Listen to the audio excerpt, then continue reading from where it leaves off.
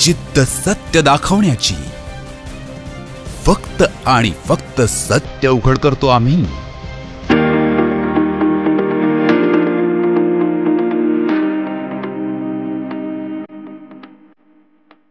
महाराष्ट्रातील वीज ग्राहकांना दिलासा देण्यासाठी महावितरणकडून अभय योजना सुरू करण्यात आली आहे.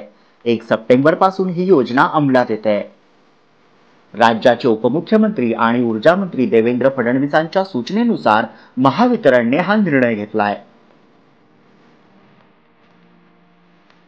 वीज बिलाच्या थकबाकीमुळे वीज कनेक्शन कायमस्वरूपी तोडलेल्या 38 लाख घरगुती, व्यावसायिक आणि औद्योगिक वीज ग्राहकांना या योजनेचा फायदा होणार आहे. या अंतर्गत वीज बिलाच्या थकबाकीवरील व्याज आणि विलंब आकाराचे एकूण 1788 कोटी रुपये माफ केले जाणार आहेत. या योजनेनुसार पैसे भरल्यानंतर संबंधित वीज ग्राहकाला पुन्हा एकदा नव्याने वीज कनेक्शन मिळेल.